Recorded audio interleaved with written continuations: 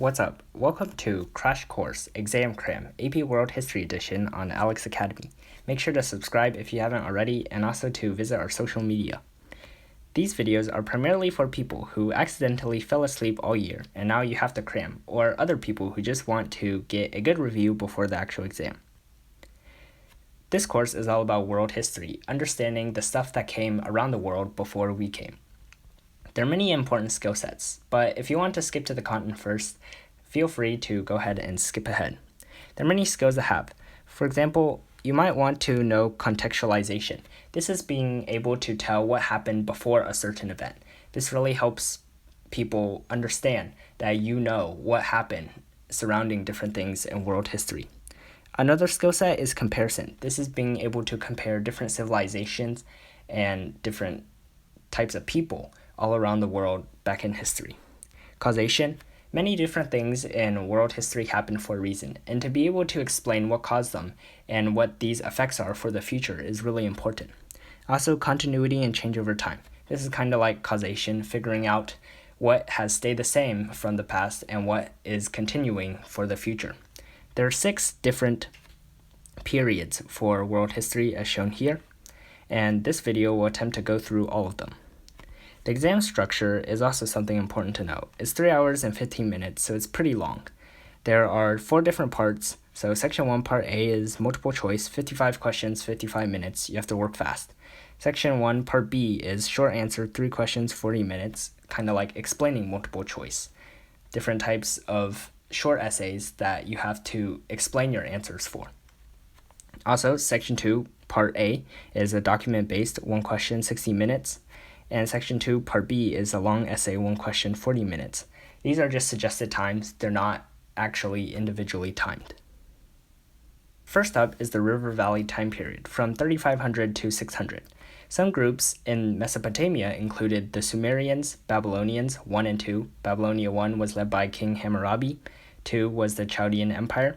The Hittites of Anatolia, which reside in modern-day Turkey.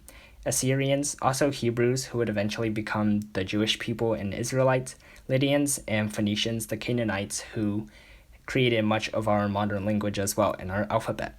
In Egypt, there were 3 distinct kingdoms, the Old, Middle, and New Kingdom. In sub-Saharan Africa, there were different groups that started to migrate. These were known as the Bantu. They started from West Africa and eventually moved to sub-Saharan Africa. Bantu meant persons or people. There are different maps of where they resided. So as you can see here, most Mesopotamian empires resided in between the 2 rivers, the Tigris and Euphrates. In Egypt, they resided along the Nile. And in Africa, they just kind of spread out along everywhere else. Eventually, these empires started to fall. Mesopotamia fell because of different droughts in the area. Land was becoming less fertile, and also invasions from outsiders. In Egypt, similar things happened. There was drought, famine, civil wars, and revolts inside the country, and outsiders such as the Nubians from the south came in. And in Africa, there were clan divisions among different tribes and also invasions. Some important facts to know are that Mesopotamia was the birth of civilization, and that the Bantu people eventually came to form all sorts of other different people, so they're kind of like the Indo-Europeans in that sense. In South Asia, there were also different groups that arose. This is primarily India, and the Dravidians were there first, but the Aryans came later. They were the noble people, as they thought. They thought they were superior to the Dravidians. In East China, the Han Chinese ethnic group started to form. They had their 3 main dynasties, the Xia, Shang, and Zhou dynasty, and the first 200 years were known as the Golden Age because China really developed during this time. In Latin America, the Mesoamericans, such as the Chavín and Olmec, started to form and develop as well. Here's another map of them. The Indians started in the Indus Valley area around near Pakistan, modern day. And the Chinese started in the Huanghe River Valley, so the Yellow River Valley, as seen today. The Olmec were starting in modern-day Mesoamerica and Mexico, while the Chavín started in the Andes Mountains, so modern-day Peru. Eventually, they fell as well. The Indians had severe issues such as environmental problems, and outsiders didn't really invade in. For the Chinese, they had uprisings and new leaders come into power who wanted to overthrow the old empires that existed.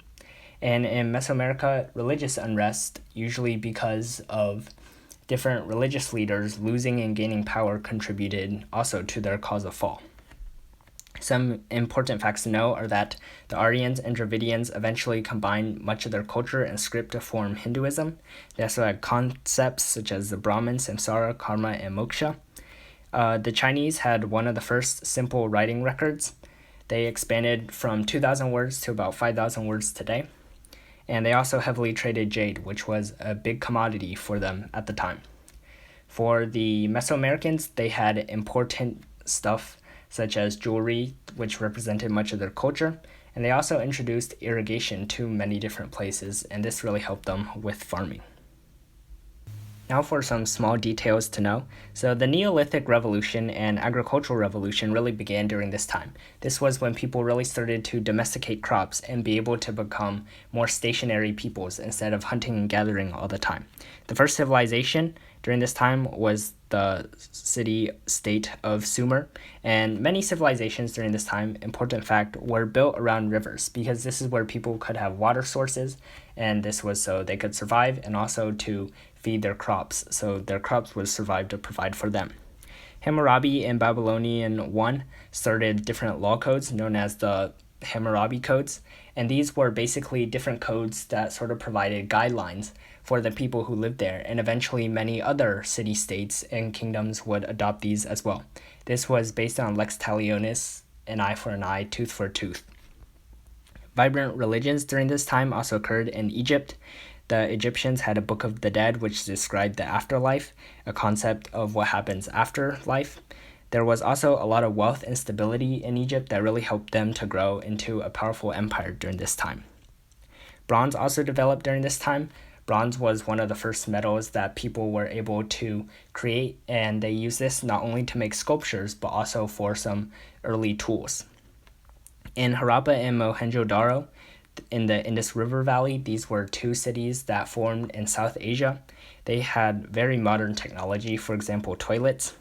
In China, once again, the people developed around the Yellow River Valley. Geography played a large role in the people who lived there. In Mesoamerica, some people lived in high altitudes, and while others lived in places such as mountains. So the Olmec were actually residing in modern-day Mexico-ish, while the Chauvin, as said before, were in the Andes. Assyrians were a group that lived in Mesopotamia. They were actually from the Indo-European group, which eventually would spread out and become many different ethnicities as well. They helped to bring the Iron Age with their chariots, so after bronze came iron. Iron was very powerful, and it really helped people to expand and become more powerful. The Assyrians also brought their language and technology, such as iron tools, to whoever they conquered. The Indians had a big tradition as well. As said, they had the Vedic age during this time where Hinduism grew, and also the modern-day caste system with the Vedas started to grow during this time as well. In Bantu, sub-Saharan Africa, they helped to spread the Bantu language. Many groups and languages in sub-Saharan Africa still derive from the original Bantu language. They used iron as well. They were monotheistic, had syncretism with other cultural customs and people who lived in Africa, and also practiced agriculture to really grow. And in China, one last note is that the Zhou dynasty had the mandate of heaven, a concept sort of like what Egypt had, a concept of a religion and how the emperors, to be able to rule, they had to be divinely chosen from a leader in heaven. The classical period, the Iron Age, was from 500 BC to 500 AD. In the Middle East, the Persians started to dominate. They had 4 different empires that came through: the Achaemenids, Seleucid, Parthians, and Sassanids.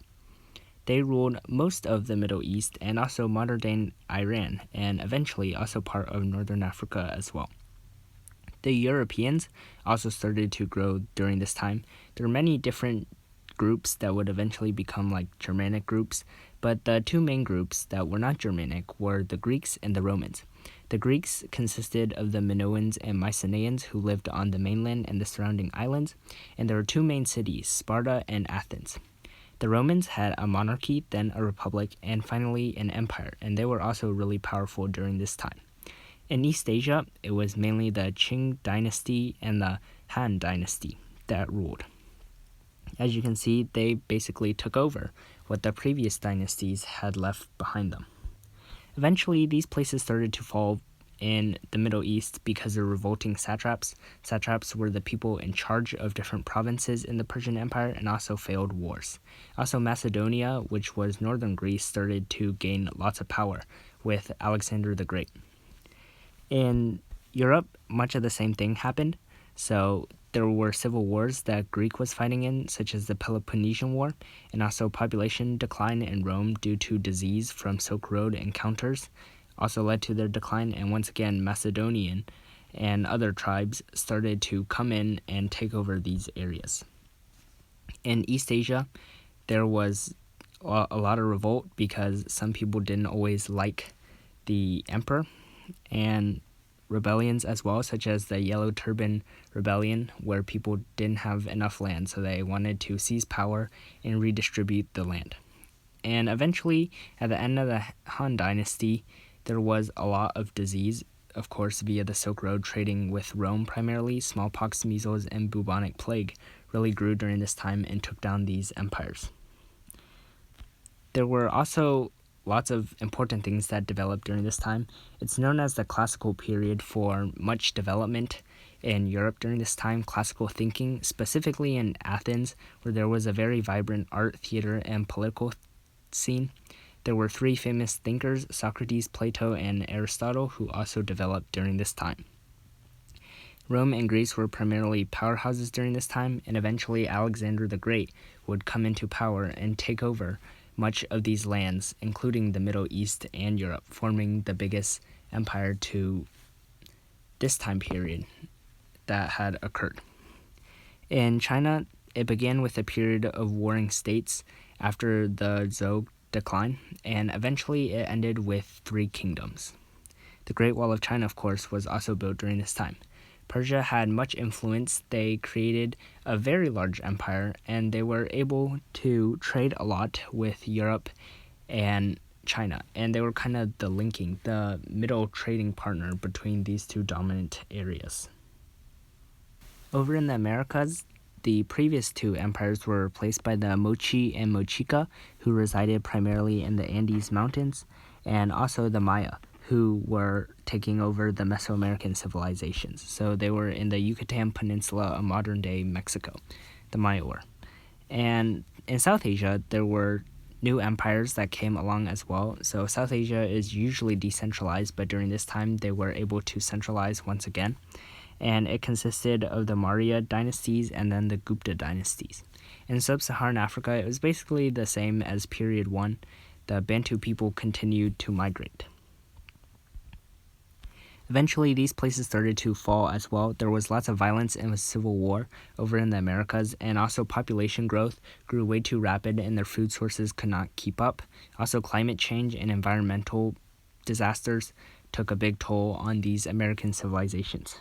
Over in India, there was ineffective leadership after certain emperors came into power, and this caused a big power vacuum, which eventually led to their decline. Eventually, other places such as Bactria and other empires started to come in and invade. And as mentioned, regionalism, or this lack of centralization, really contributed to much of the decline. In sub-Saharan Africa, once again, there was fighting between all these different groups of Bantu, and other nomads from elsewhere in Africa started to invade as well.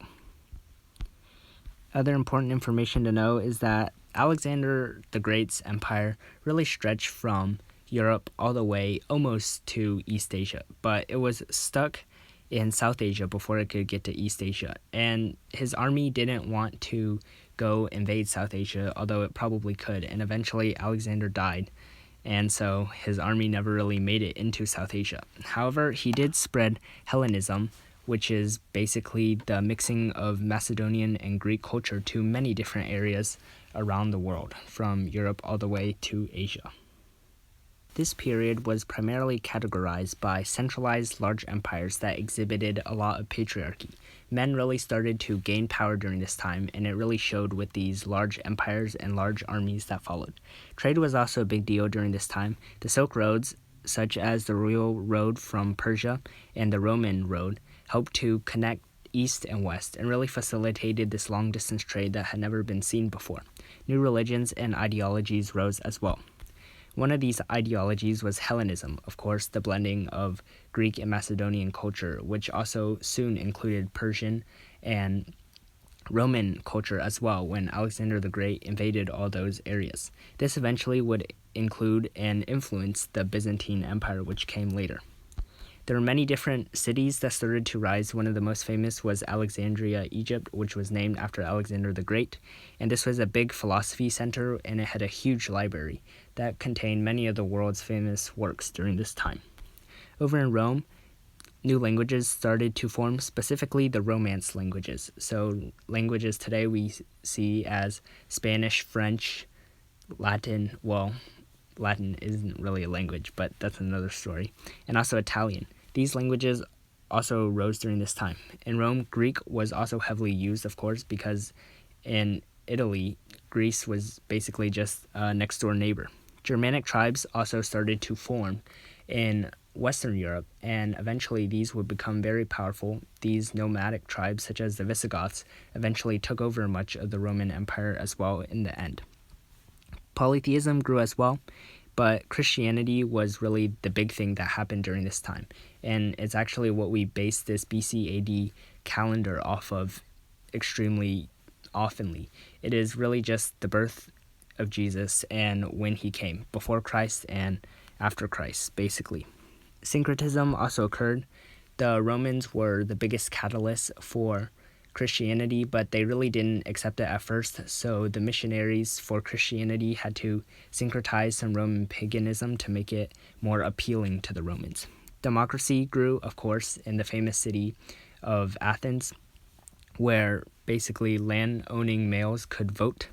Also, law codes came into practice during this time. Standardization of different scripts and different languages helped to make law codes more widely available. These were law codes that were similar to Hammurabi's code from Babylon. Technology such as aqueducts in Rome for carrying irrigation and water, qanats, which were underground irrigation channels in Persia, and roads, of course, really helped to grow agriculture and facilitate trade during this time. New thinkings, of course, legalism, Confucianism, and Taoism were three that really grew into big factors in China. Legalism was like strict patriarchy. Confucianism and Taoism were based on two different thinkers during this time, Confucius and Lao Tzu. And the Greco-Romans thinking, of course, grew as well. This included many different philosophies that are still relevant today. In the Mesoamericans and Andes, there was less diffusion, of course, from the rest of the world because they were separated by oceans, but they had technology too, and they continued to grow independent of everyone else during this time period.